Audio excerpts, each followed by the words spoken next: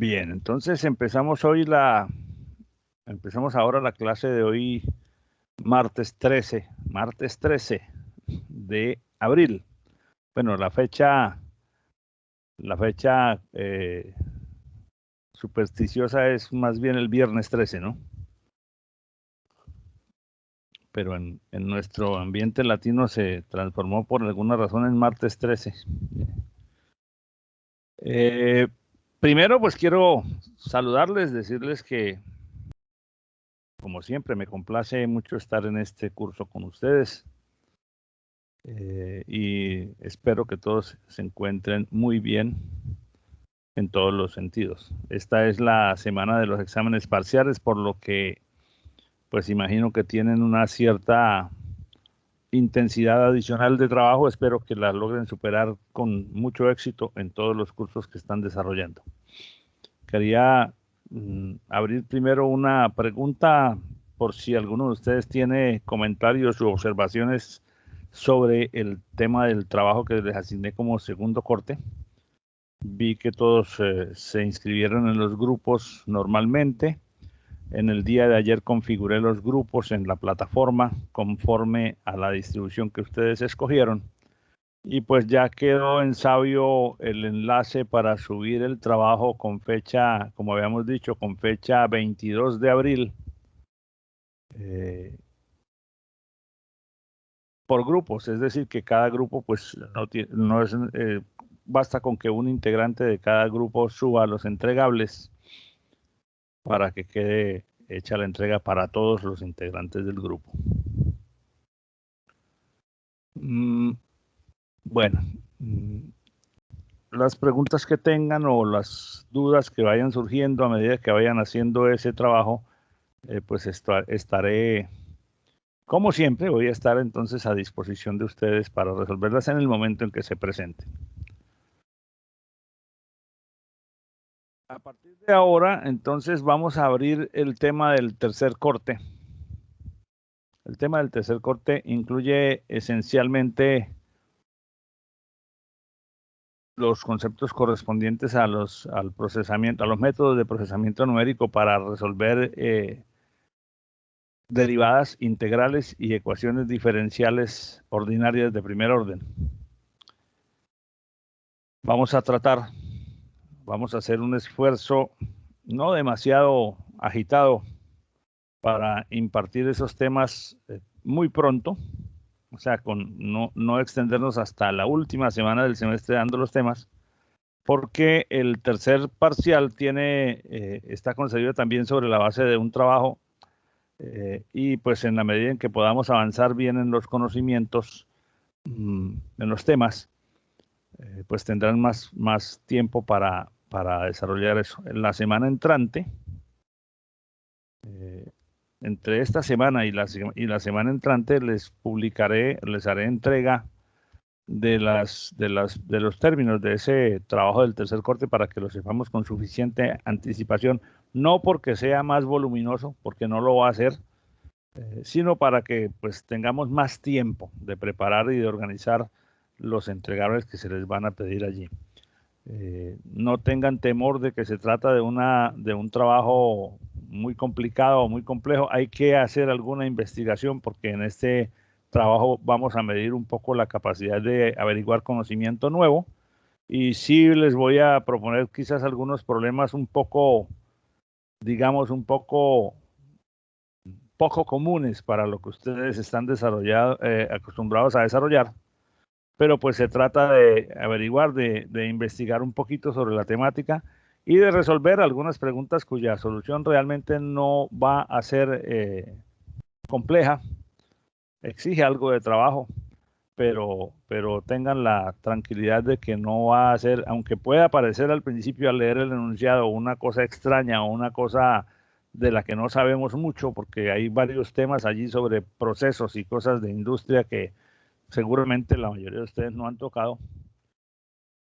No es algo que no se pueda discriminar con un poquito de lectura y con un poco, se trata un poco de verificar esa capacidad de averiguar conocimiento nuevo, que es una característica que todo ingeniero debe tener y debe especializar a lo largo de su vida. Aprender cosas nuevas a medida que van surgiendo. De hecho, esa es una de los objetivos educacionales de nuestros programas de ingeniería, la capacidad de que a medida que adquieres experiencia profesional, puedas adaptarte exitosamente a los nuevos conocimientos que la ciencia trae.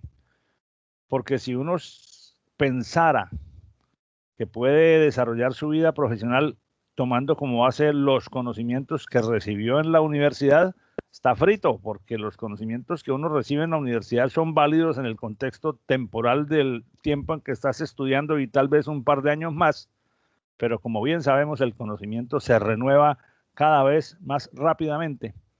Y por ejemplo, en el caso particular de nuestra profesión de la ingeniería de sistemas, si yo me limito a pensar que lo que me entregan en la universidad es lo que me va a servir para trabajar el resto de mi vida, pues estoy un poco errado en el enfoque, dado que lo más frecuente es que cuando te vas a una empresa, por ejemplo, a hacer la práctica profesional, lo primero que te ponen al frente es un par de herramientas o de cosas de las que seguramente no tienes ni idea y tienes que empezar a leer los manuales y a aprender a manejarlas para poder trabajar en ellas. Esa habilidad entonces es la que, además de los conocimientos del corte, vamos a tratar de ejercitar en este tercer corte. Bueno, entonces dicho lo anterior, creo que podemos empezar a introducir los conceptos. Inicialmente vamos a hablar de integración y de derivación numérica. En la formación curricular de las ingenierías, con mucha frecuencia se estudia primero el cálculo diferencial y luego el cálculo integral. Bien, sabemos que son dos procesos, digamos, como complementarios. En este momento del curso, pues vamos a ver esos dos temas, no desde el punto de vista del cálculo, no desde el punto de vista analítico, que ya ustedes lo superaron hace bastante tiempo, sino desde el punto de vista numérico. En la primera parte, que es lo que vamos a presentar el día de hoy, miraremos los conceptos y algunas maneras de entenderlos desde el punto de vista numérico. Y luego trabajaremos con dedicación de tiempo en las técnicas numéricas para calcular integrales. Después de que hayamos hecho el estudio de todas las alternativas que hay para eso, pasaremos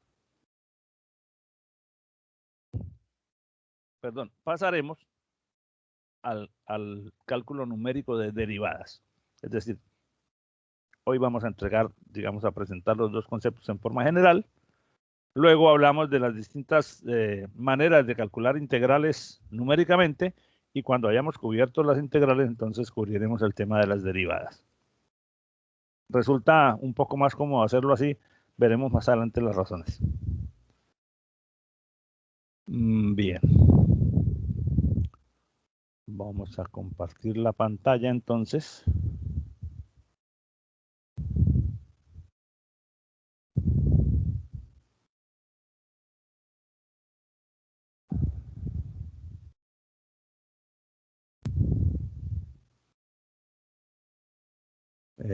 Y vamos a hacer allí la primera presentación.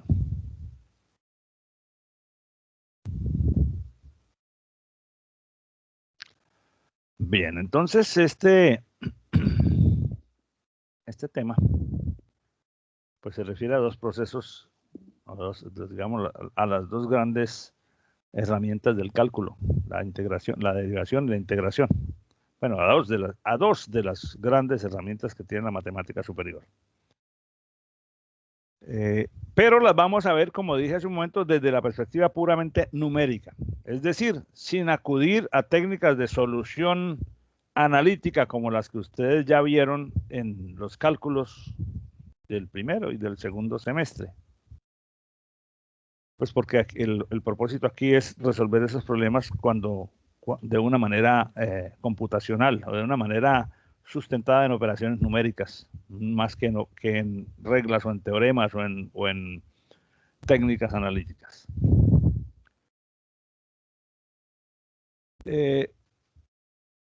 Para bien o para mal, la integración numérica, la integración y la derivación, sean numéricas o sean los procesos de diferenciación y de integración, están presentes en distintos fenómenos, en distintos procesos, en distintos campos de aplicación para las ingenierías. Pero no necesariamente tienen que resolverse como lo dije hace un momento, usando las técnicas del cálculo analítico. La diferenciación, por ejemplo, es una tarea que nos permite caracterizar razones de cambio, es decir, la proporción o la razón en virtud de la cual una variable cambia con respecto a una variable independiente. La razón de cambio, pues, es obviamente la derivada, y a partir de allí, pues, uno caracterizando la derivada de la variable, pues, puede tomar decisiones. Ocurre que muchas veces, como ya lo hemos visto en los capítulos anteriores, esa variable uno la tiene medida, es decir, sobre esa variable uno conoce varias medidas, varios datos, varios valores de la variable en distintos momentos o para distintos valores de la variable independiente, pero no tiene la expresión analítica de la función que caracteriza esa variable. Entonces ahí viene un primer problema para hacer los cálculos en forma analítica, porque sin la función no podemos trabajar. En cuanto a la integración, pues una integral, básicamente, esencialmente, una integral es una suma. Es una suma de los valores que presenta la y en un determinado intervalo de x.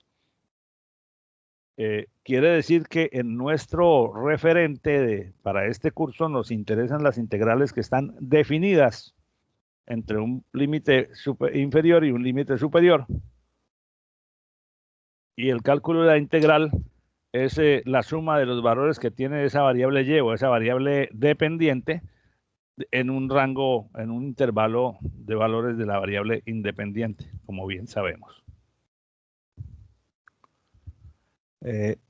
Si vamos a las definiciones matemáticas, solo para recordar y para sentar las bases de lo que vamos a hacer, la forma más simple de entender la razón de cambio de una variable, es decir, la derivada, es hacer un cálculo aproximado, donde se dice que aproximadamente la derivada se puede aproximar como un delta de y sobre un delta de x.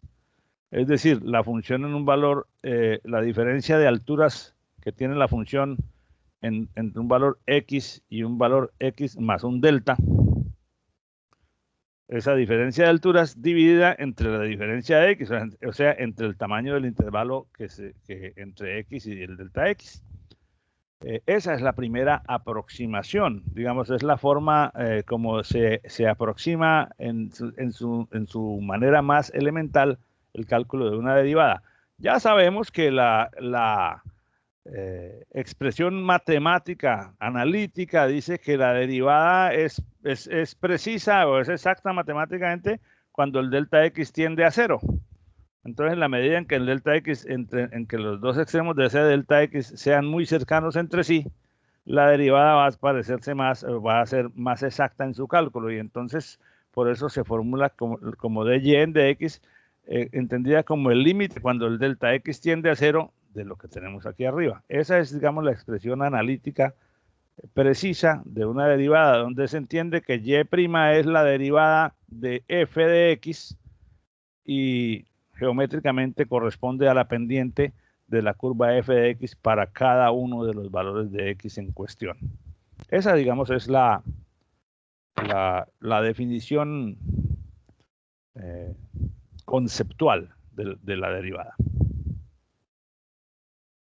Entonces, si el delta x es este intervalo que va entre un x y un x más algo, más un delta x, si esta es la anchura, en la medida en que ese delta x sea más pequeño, o sea, en la medida en que el extremo derecho esté más cercano del x sub i, la línea que une los dos puntos, pues es que es la diferencia de altura la pendiente, la tangente de este ángulo, que es el delta y sobre el delta x, va a ser cada vez más parecida a la pendiente matemáticamente, a la tangente de la curva, que es el valor matemático de la derivada exacto en el punto x sub i.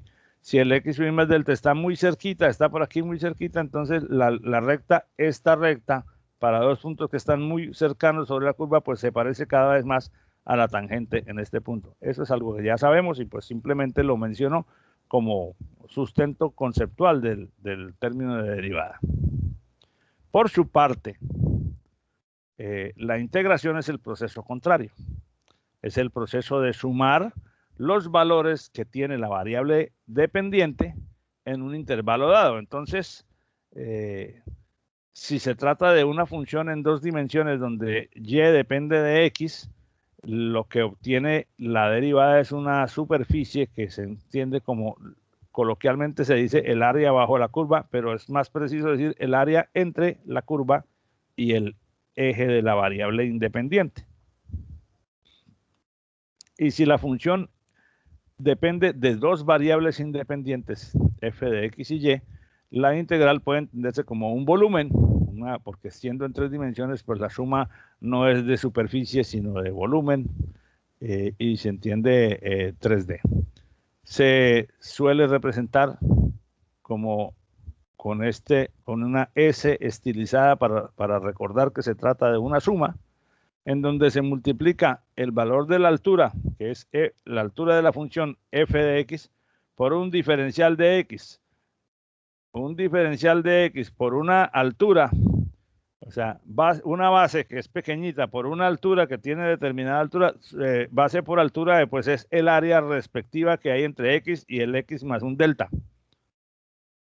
Sumando esos deltas consecutivos hasta cubrir todo el intervalo que va desde A hasta B, obtengo pues la suma de todas las alturas. En la medida en que los deltas tiendan a cero, pues esa altura se parece más realmente al área bajo la curva. En la medida en que se usaran delta X más anchos, pues lo que hacemos es una suma de rectángulos y quizás se cometen algunos errores por exceso o por defecto en la suma total, pero esa realmente va a resultar siendo la técnica que vamos a usar numéricamente. Entonces, este símbolo representa la sumatoria total de esos productos de base por altura, donde la base es un diferencial de x y la altura es el valor de la función para un valor de x, calculada para todos los valores de x comprendidos en el intervalo que va desde el límite inferior hasta el límite superior. Bien, esos son los dos conceptos. Esas, digamos que son las dos herramientas generales. Ahora, esos dos procesos, como lo dijimos hace un momento, son inversos el uno con el otro, son exactamente el proceso contrario.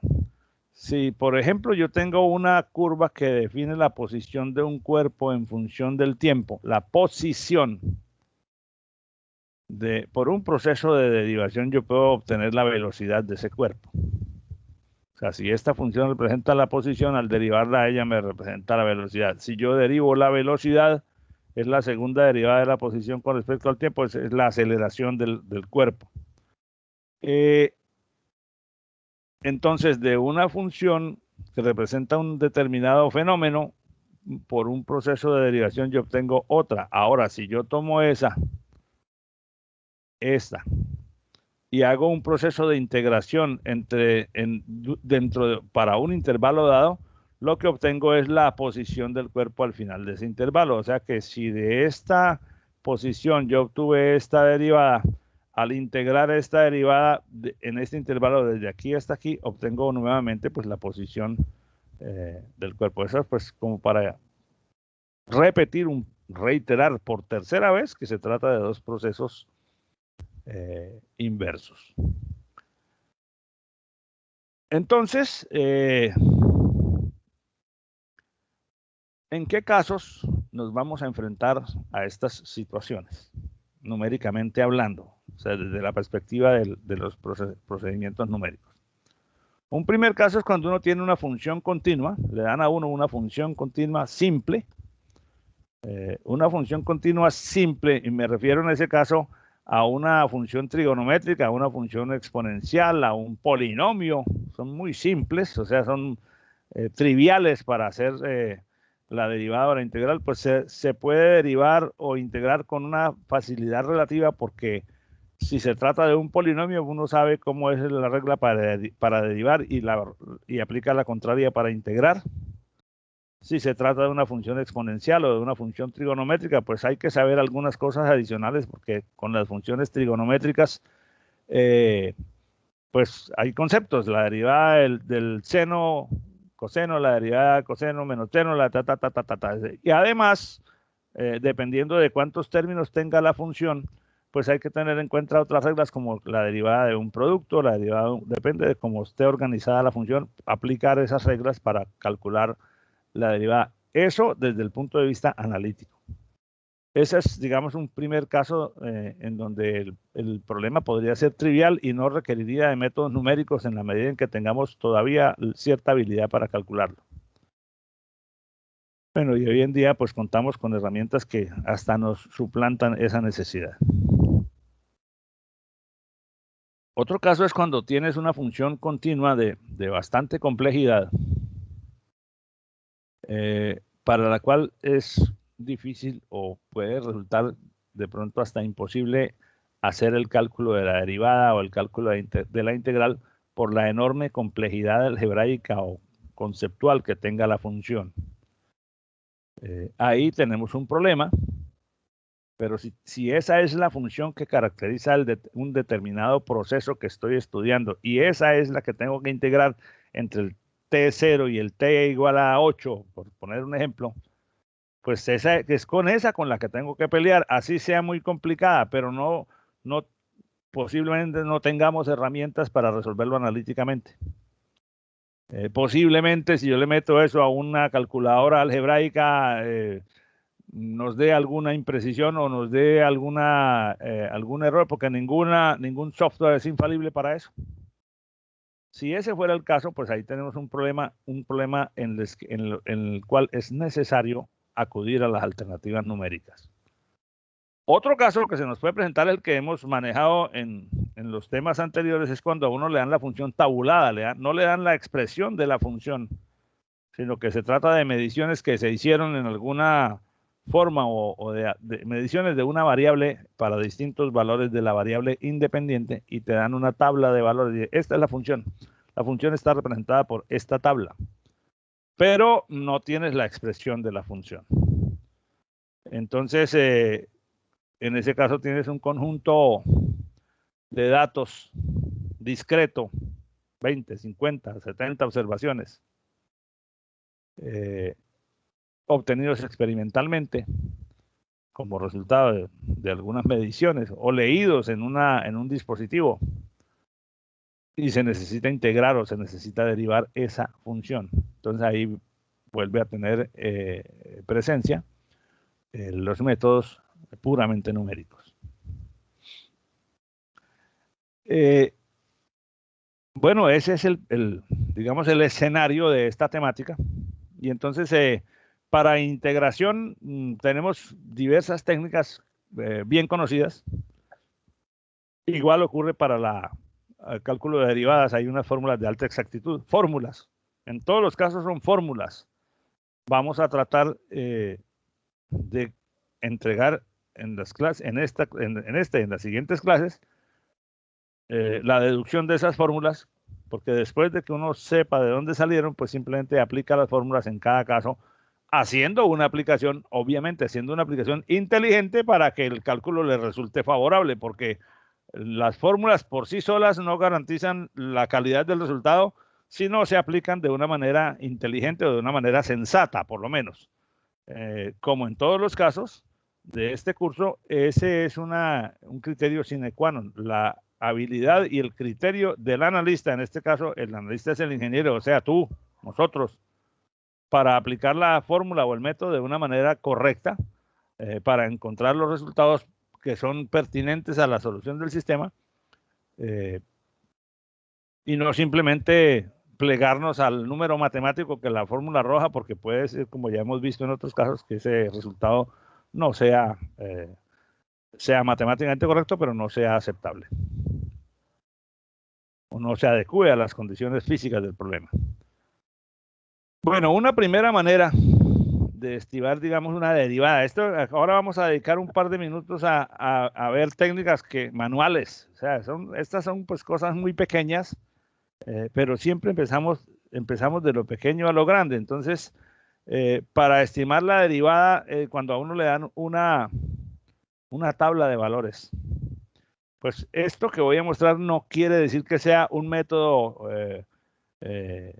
infalible, pero es una forma de abordar un problema de estos que, dependiendo de la necesidad que tengamos de ser más o menos precisos, nos puede salvar, o al menos nos puede orientar acerca de hacia dónde debemos apuntarle en la solución.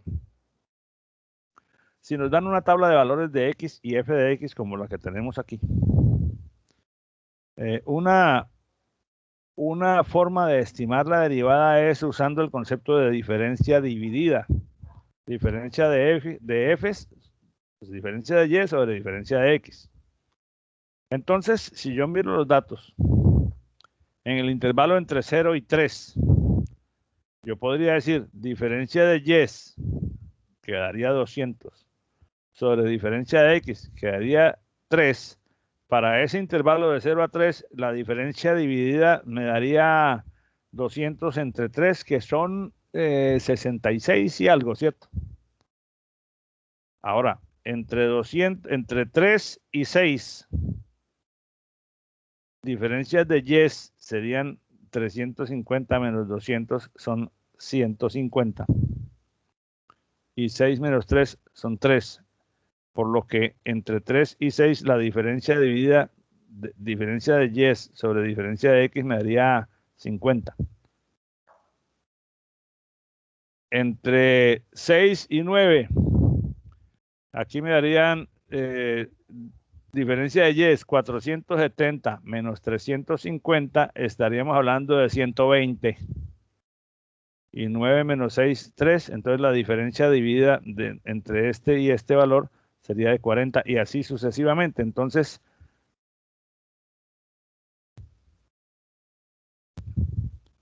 este es el valor de la diferencia dividida entre 0 y 3. Este es el valor de la diferencia dividida entre 3 y 6. Este entre 6 y 9. Este entre 9 y 15. Y este entre 15 y 18. ¿Eso para qué sirve? Sí, bueno, porque es que como estamos haciendo un cálculo, es una estimación simplemente de la derivada, yo uso esas diferencias divididas centradas para estimar la derivada en cada intervalo. O sea que en este intervalo una estimación imprecisa, porque el intervalo es grande, pero es una estimación de la derivada, sería de diferencia de Y sobre diferencia de X. Ahora, con estos valores yo puedo decir lo siguiente. Entre 0 y 3 vale 66.67. Entre 3 y 6 vale 50, que está aquí. Entre 6 y 9 me dio que era 40.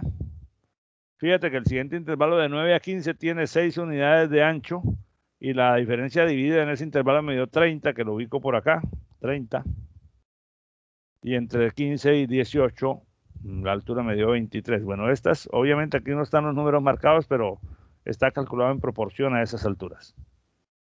Ahora, ¿qué hago? Y bueno, ahora yo podría, haciendo uso de la estimación, obviamente, superponer una curva suave sobre esta gráfica para aproximar el área bajo el gráfico de barras de la siguiente manera. Yo me fijo en los puntos medios de cada lugar y trazo una curva que los una. Obviamente esa curva es una hipótesis mía que no tiene ningún sustento matemático. Bueno, sí tiene un sustento matemático porque está satisfaciendo los puntos medios de las alturas dadas por el de Y sobre el delta Y sobre el delta X. Trazo esa curva, la prolongo haciendo uso de la geometría hasta donde corte aquí con el eje de las X y miro más o menos cuánto es. Ahora, si yo tengo la escala en el eje X bien medida en unidades más pequeñas, pues puedo aproximar con mayor precisión por dónde cortó esa curva. La idea es que al hacer esto, uno se juega una hipótesis, que es el hecho de que en todos los casos está metiendo por debajo de la curva un valor que está sobrando En un pedacito le sobra y en un pedacito le falta. O sea que este triangulito que está aquí, junto con este, aproximadamente se contrarrestan. Lo mismo pasa en este con este, lo mismo pasa en este con este, lo mismo pasa en este con este y lo mismo pasaría aquí y aquí. Claro que no es exactamente igual el uno con el otro. Aquí, por ejemplo, en este primer paso, aquí este triángulo que estamos señalando acá, parece ser un poco más grande que este. O sea que ahí estaría desequilibrado esa, pero aquí el que parece más grande es el izquierdo con respecto al derecho.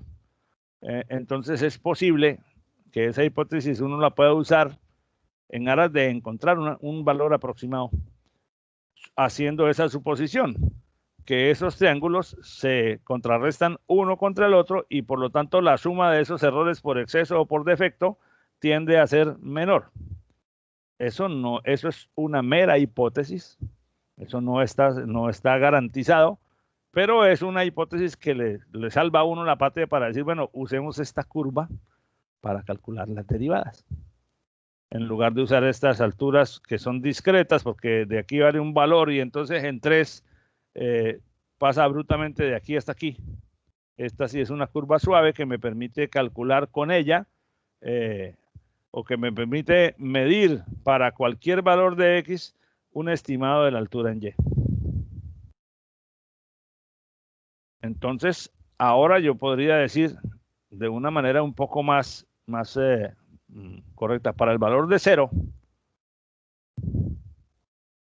donde corta la curva esa al eje de las X, de las Y, perdón, la cortó en un valor aquí que al medirle en la escala me dio 76.5, entonces yo no tenía, inicialmente recuerden que los datos que me dieron fueron estos.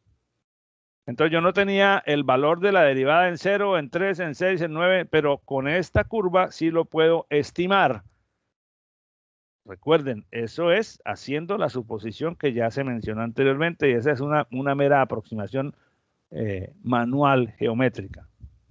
Entonces en X igual a 3, la derivada me daría un valor aquí que al medir sobre la escala 57 punto algo, bueno, aquí no está la escala detallada, simplemente está sugerida. Pero si ustedes tienen la curiosidad y el tiempo y alguno de ustedes, así como yo que me gusta comprobar las cosas, entonces hagan el dibujo con una mayor precisión y vean si esto se está cumpliendo o no. Para el valor 6, entonces sería esta altura, la de la curva, que me da 45 o algo así, por acá en la mitad, y así sucesivamente. Entonces, esta es una posible manera de estimar el valor de la derivada de una función cuando yo tengo solamente un conjunto de datos. ¿De qué depende que sea más o menos preciso? Bueno, un poco de la dispersión o digamos, del grado de la uniformidad de estos datos, porque si yo tengo de 0 a 3 y luego de 3 a 20 y luego de 20 a 21 y de 21 a 80, si hay intervalos demasiado grandes, en la medida en que el intervalo sea más grande, pues hacemos una suposición como esta, y si esto fuera de 9 a 40, entonces esta línea iría hasta por acá y el punto medio, este punto medio estaría, y entonces la curva sería otra, obviamente. Pero como esta es una cosa para hacerla, que es un cálculo manual, es sobre un soporte donde las dos escalas me permitan decir, bueno, para este valor, esta altura, ¿cuánto da? Es decir, esta es simplemente una cosa dibujada, una metodología gráfica manual. Pero es una primera forma de hacerlo. Si me piden una integral, bueno, esta sí la conocen ustedes perfectamente, porque si yo necesito la integral de una curva entre A y B, tengo la curva, tengo la expresión de la curva y pues digamos que la expresión de la curva es muy compleja, por decir algo, no sé cómo integrar eso analíticamente. Siempre me queda fácil hacer esto. Y dependiendo de qué tan pequeña o qué tan grande sea la escala de la cuadrícula, va a tener mayor o menor precisión en el cálculo. Obviamente yo me preocupo porque el valor A y el valor B coincidan con líneas exactas de la cuadrícula. Y después me limito a sumar estos valores. Si es la integral entre A y B. 1 son 3, 6, 2, 3, 4, 6, 4, 24, 5, 36, 37, 38, 39, 40, 41, 42 y 43 unidades cuadradas de esta área. Obviamente, aquí se vuelve a producir algo como lo que veíamos en el ejemplo de la derivada, que quedan que quedan incluidos unos pedazos que no deberían estarlo, como este pedazo de aquí, como este pedazo de aquí, como esta puntica, como este de aquí, como este pequeño extremo, y no se incluyen pedazos que sí deberían estarlo, como este pequeño subtriángulo que hay aquí y este de acá.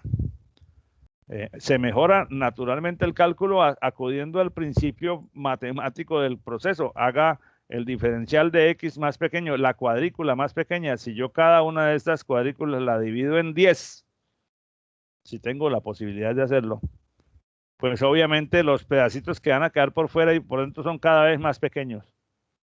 Y el cálculo total del área de los cuadrados, de los cuadritos de la cuadrícula que estoy considerando, será más cercano al valor real de la integral. Si a uno le dan, por ejemplo, una integral como esta, integrémosla. Pues yo creo que no, mejor dicho, me cambio de puesto, me cambio de empresa. Porque yo no sé, pero siempre puedo hacer esto. ¿Por qué? Porque con este, por muy complicado que sea esto, entre 0 y 2, yo siempre puedo hacer esto. ¿Con qué grado de discreción? O sea, ¿con qué grado de discretización? No discreción, discretización. O sea, ¿con qué fineza los intervalos? Eso cada quien lo decide. Pero como estamos entre 0 y 2, yo puedo dividir aquí, como dice, 1, 2, 3, 4, 5, 6, 7, 8 intervalos de a 0,25 cada uno. O puedo tener 800 de 0,0025 cada uno. Claro, más valores, pero ¿con qué fin? Con el fin de que por cada intervalo yo calculo la altura y esa altura, esa suma de áreas de cada uno de esos rectángulos es una aproximación de la integral. Vuelve y se produce el mismo fenómeno de que quedan pedazos por dentro que no debían quedar y pedazos por fuera que sí debían quedar. Pero lo puedo resolver haciendo más fino el grano, el tamaño del intervalo, y entonces los rectángulos van a ser cada vez más angostos y por lo tanto esos faltantes o sobrantes siempre existirán, pero en proporciones cada vez más pequeñas.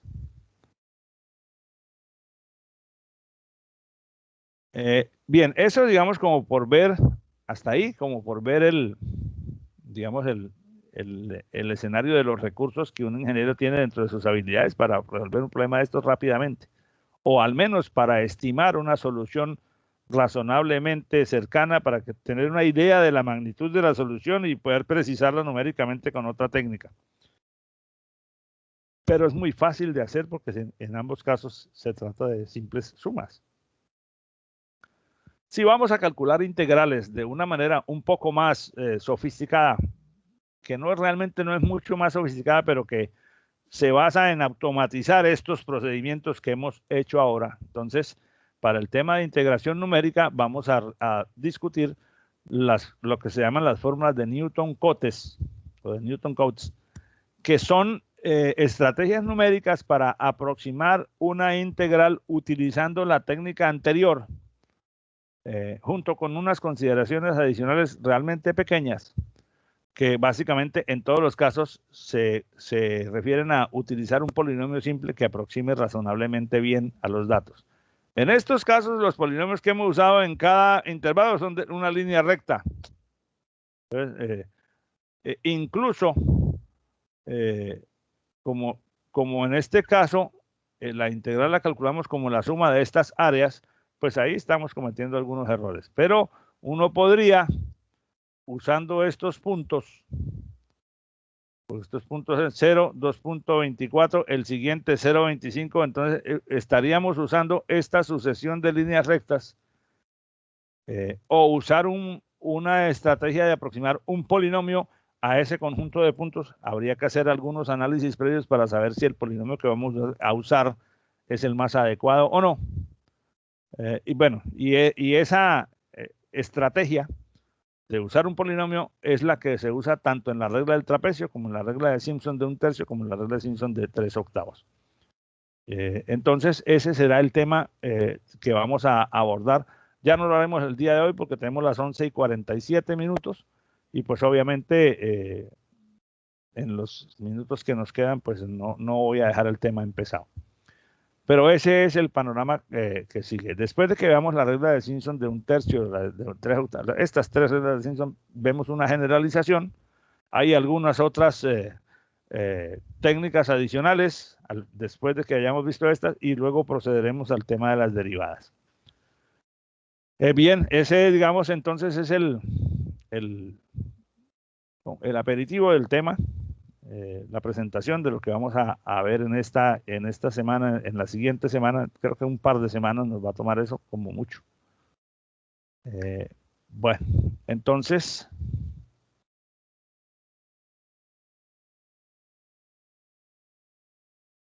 no sé si hay alguna pregunta o alguna intervención de parte de ustedes. Acabo de descargar el listado de participantes. Les reitero que cualquier pregunta que tengan sobre el trabajo que se está desarrollando o sobre los temas que hemos visto hoy o los que vayamos más adelante, pues les reitero mi invitación a que la hagan libremente y en el momento en que se les presente la duda, pues para aligerar un poco el proceso. Bueno, no es más por el día de hoy.